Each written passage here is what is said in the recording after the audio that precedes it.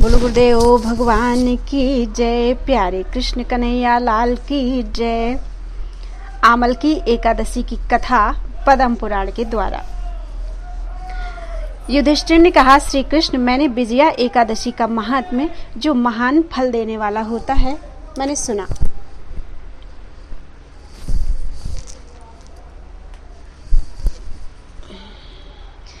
अब फाल्गुन शुक्ल पक्ष की एकादशी का नाम और महात्म्य बताने की कृपा कीजिए। भगवान श्री कृष्ण बोले, महाभाग धर्मनंदन, सुनो, तुम्हें इस विषय में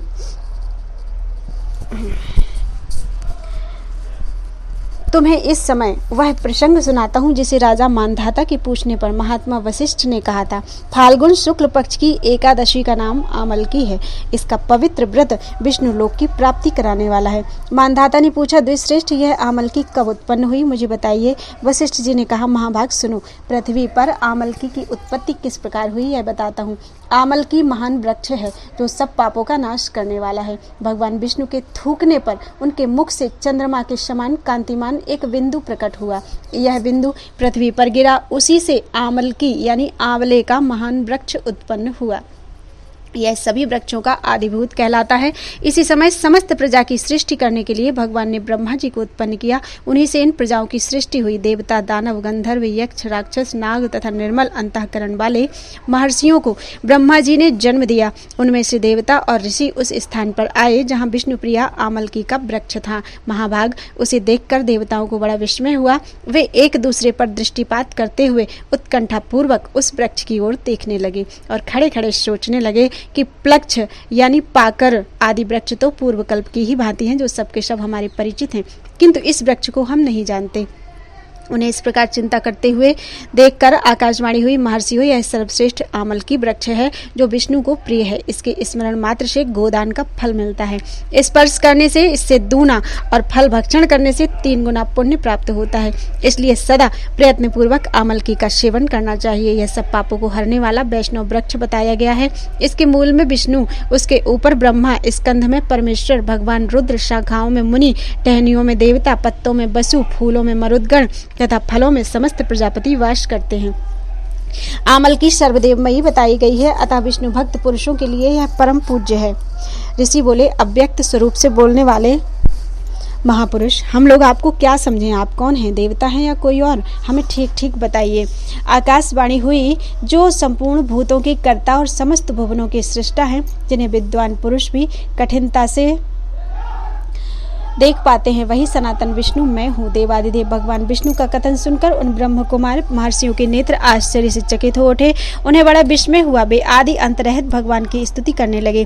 ऋषि बोले, संपूर्ण भूतों के आत्मभूत आत्मा एवं परमात्मा को नमस्कार है। अपनी महिमा से कभी च्युत न होने वाले अच्युत को नित्य प्रणाम है। अंतरहित परमेश्वर को बारंबार प्रणाम है। दामोदर, कवि, सर्वज्ञ और यज्ञेश्वर को नमस्कार है। मायापते, आपको प्रणाम है। आप विश्व के स्वामी हैं, आपको नमस्कार है। ऋषियों के इस प्रकार स्तुति करने पर भगवान श्री हरि संतुष्ट हुए और बोले, महर्षियों, तुम्हें कौन सा अभीष्ट वरदान दूं? ऋषि बोले, भगवान, यदि आप संतुष्ट हैं तो हम लोगों के हित के लिए कोई ऐसा व्रत बतलाइए जो स्वर्ग और मोक्ष रूपी फल प्रदान करने वाला हो। श्री विष्णु बोले, महर्षियों, फाल्गुन शुक्ल पक्ष में यदि पुष्य नक्षत्र में युक्त द्वादशी हो तो वह महान पुण्य देने वाली और बड़े बड़े पातकों का नाश करने वाली है। द्विजवरों, उसमें जो विशेष कर्तव्य है उसको सुनो। पूरे पद्म पुराण में, ये अपनी तरफ से बोल रही हूँ मैं, पूरे पद्म पुराण में एकादशी को द्वादशी ही कहा गया है, क्योंकि एकादशी द्वादशी वेदी ही रही जाती है व्रत, ये हमारे गुरुदेव भी कहते हैं। और 10वीं एकादशी कभी नहीं रही जाती। 10वीं एकादशी यमराज की होती है और द्वादशी एकादशी हमारे विष्णु भगवान यानी कृष्ण कन्हैया की होती है। तो पूरे पद्म पुराण में एकादशी को द्वादशी का नाम ही दिया गया है। तो फिर से पढ़ देते हैं। श्री विष्णु जी बोले, महर्षियों, फाल्गुन शुक्ल पक्ष में यदि पुष्प नक्षत्र से युक्त द्वादशी हो तो वह महान पुण्य देने वाली और बड़े बड़े पातकों का नाश करने वाली है। द्विजवरों, उसमें जो विशेष कर्तव्य है उसे सुनो। आमल की एकादशी में आंवले के वृक्ष के पास जाकर वहां रात्रि में जागरण करना चाहिए। इससे मनुष्य सब पापों से छूट जाता है और सहस्त्र गोदानों का फल प्राप्त करता है। विप्रगण, यह व्रतों में उत्तम व्रत है जिसे मैंने तुम लोगों को बताया है। ऋषि बोले, भगवान, इस व्रत की विधि बतलाइए।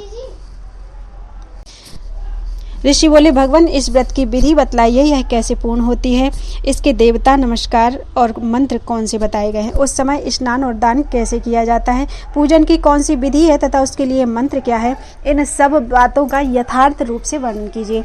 भगवान विष्णु ने कहा, देशवरों, इस व्रत की जो उत्तम विधि है उसको श्रवण करो। एकादशी को प्रातःकाल दंत धावन करके यह संकल्प करे कि हे पुंडरीकाक्ष, हे अच्युत, मैं एकादशी को निराहार रहकर दूसरे दिन भोजन करूंगा, आप मुझे शरण में रखें। ऐसा नियम लेने के बाद पतित, चोर, पाखंडी, दुराचारी, मर्यादा भंग करने वाले तथा गुरुपत्नीगामी मनुष्यों से वार्तालाप ना करें। अपने मन को वश में रखते हुए नदी या पोखरे में, कुएं पर अथवा घर में ही स्नान करें। स्नान से पहले शरीर में मिट्टी लगाएं। मृत्तिका लगाने का मंत्र है, अश्वक्रांते रथ क्रांते विष्णु क्रांते वसुंधरे मृत्तिके हर में पापम जन्म कोट्याम समर्जितम।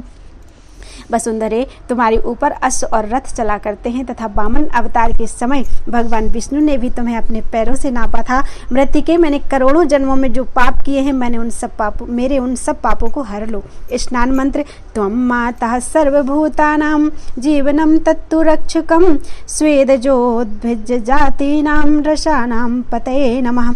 स्नातो हम सर्वतीर्थेषु हृद प्रस्त्रवणेषु च नदीषु देव खातेषु इदं स्नानम तुम्हें भवेत।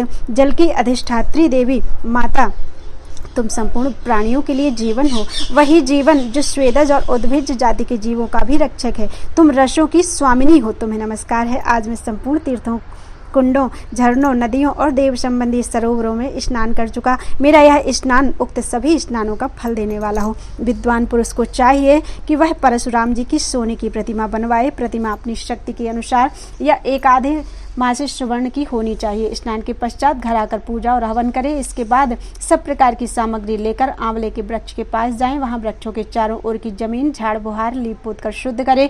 शुद्ध की हुई भूमि में मंत्र पाठ पूर्वक जल से भरे हुए नवीन कलश की स्थापना करें। कलश में पंचरत्न और दिव्य गंध आदि छोड़ दे। श्वेत चंदन से उसको चर्चित करे। कंठ में फूल की माला पहनाएं। सब प्रकार की धूप की सुगंध फैलाएं। जलते हुए दीपकों की श्रेणी सजाकर रखें। तात्पर्य यह कि सब ओर से सुंदर एवं मनोहर दृश्य उपस्थित करे। पूजा के लिए नवीन छाता, जूता और वस्त्र भी मंगा कर रखें। कलश के ऊपर एक पात्र रखकर उसे दिव्य लाजों यानी खीलों से भर दें। फिर उसके ऊपर सुवर्णमयी परशुराम जी की स्थापना करें। विश्वकाय नमः कहकर उनके चरणों की, विश्वरूपिणे नमः से दोनों घुटनों की, उग्राय नमः से जांघों की, दामोदराय नमः से कटिभाग की, पद्मनाभाय नमः से उदर की, श्रीवत्सधारिणे नमः से वक्षस्थल की, चक्रिणे नमः से बाईं बाह की, गदिने नमः से दाहिनी बाह की, बैकुंठाय नमः से कंठ की, यज्ञ मुखाय नमः से मुख की, विशोक निधये नमः से नासिका की, वासुदेवाय नमः से नेत्रों की, वामनाय नमः से ललाट की, सर्वात्मने नमः से संपूर्ण अंगों की तथा मस्तक की पूजा करें। यही पूजा के मंत्र हैं। तदनंतर भक्ति युक्त चित्त से शुद्ध फल के द्वारा देवादिदेव परशुराम जी को अर्घ्य प्रदान करें। अर्घ्य का मंत्र इस प्रकार है, नमस्ते देव देवेश जामदग्नि नमोस्तुते ग्रहणार्घ्यम इमं दत्तम आमलक्यायुतम हरे। हे देव देवेश्वर जमदग्नि नंदन श्री विष्णु स्वरूप परशुराम जी, आपको नमस्कार है, नमस्कार है। आंवले के फल के साथ दिया हुआ मेरा यह अर्घ्य ग्रहण कीजिए। तदनंतर भक्ति युक्त चित्त से जागरण करें। नृत्य, संगीत, वाद्य, धार्मिक उपाख्यान तथा विष्णु संबंधिनी कथा वार्ता आदि के द्वारा वह रात्रि व्यतीत करे। उसके बाद भगवान विष्णु के नाम ले लेकर आमल की वृक्ष की परिक्रमा 108 या 28 बार करे। फिर सवेरा होने पर श्रीहरि की आरती करे। ब्राह्मण की पूजा करके वहां की सब सामग्री उसे निवेदन कर दे। परशुराम जी का कलश, 2 वस्त्र, जूता आदि सभी वस्तुएं दान कर दे और यह भावना करे कि परशुराम जी के स्वरूप में भगवान विष्णु मुझ पर प्रसन्न हो। तत्पश्चात आमलकी का स्पर्श करके उसकी प्रदक्षिणा करे और स्नान करने का बाद विधि पूर्वक ब्राह्मणों को भोजन कराए। तदनंतर कुटुंबियों के साथ बैठकर स्वयं भी भोजन करे।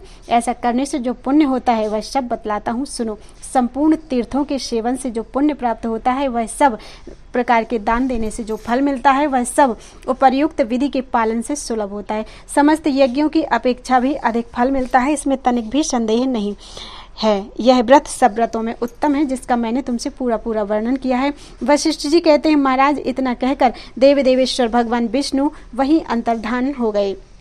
तत्पश्चात उन समस्त महर्षियों ने उक्त व्रत का पूर्ण रूप से पालन किया। नृपश्रेष्ठ, इसी प्रकार तुम्हें भी इस व्रत का अनुष्ठान करना चाहिए। भगवान श्री कृष्ण कहते हैं, युधिष्ठिर, यह दुर्धर्ष एकादशी व्रत मनुष्यों को सब पापों से मुक्त करने वाला है। बोलो वृंदावन बिहारी लाल की जय। बोलो एकादशी मैया की जय। ओम जय एकादशी, जय एकादशी, जय एकादशी माता। विष्णु पूज व्रत को धारण कर भक्ति मुक्ति पाता। ओम जय एकादशी माता, तेरे नाम गिनाऊं मैया भक्ति प्रदान करनी। गुण गौरव की देनी माता, शास्त्रों में वर्णी। मार्गशीर्ष के कृष्ण पक्ष में उत्पन्ना होती, शुक्ल पक्ष में मोक्षदायिनी पापों को धोती। पौष मास के कृष्ण पक्ष में सफला नाम कहे, शुक्ल पक्ष में होए पुत्रदा आनंद अधिक लहे।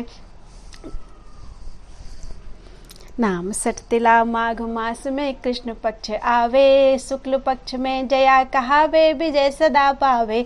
विजया फागुन कृष्ण पक्ष में शुक्ला आमल की, पाप मोचनी कृष्ण पक्ष में चैत्र मास बल की। चैत्र शुक्ल के नाम कामदा धन देने वाली, नाम बरूथनी कृष्ण पक्ष में वैशाख मास वाली। शुक्ल पक्ष में होए मोहिनी अपराध ज्येष्ठ कृष्ण पक्षी, नाम निर्जला सब सुख करनी शुक्ल पक्ष रखी। योगिनी नाम आषाढ़ में जानो कृष्ण पक्ष वरनी, देवशयनी नाम कहायो शुक्ल पक्ष धरनी। काम श्रावण मास में आवे कृष्ण पक्ष कहिए, श्रावण शुक्ला होए पवित्रा आनंद से रहिए। अजा भाद्रपद कृष्ण पक्ष की परिवर्तिनी शुक्ला, इंद्रा आश्विन कृष्ण पक्ष में व्रत से भवसागर निकला। पाशांकुशा है शुक्ल पक्ष में पाप हरणहारी, रमा मास कार्तिक में आवे सुखदायक भारी। देवोत्थानी शुक्ल पक्ष की दुखनाशक मैया, लौंद मास की करूं बेनती पार करो नैया। शुक्ल लौंद में होए पद्मिनी दुख दरिद्र हरणी, परमा कृष्ण पक्ष में होती जन मंगल करनी। जो कोई आरती एकादशी की भक्ति सहित गावे, जन रघुनाथ स्वर्ग का वास निश्चित वह पावे। ओम जय एकादशी, जय एकादशी, जय एकादशी माता। विष्णु पूज व्रत को धारण कर भक्ति मुक्ति पाता। ओम जय एकादशी माता। बोलो एकादशी मैया की जय।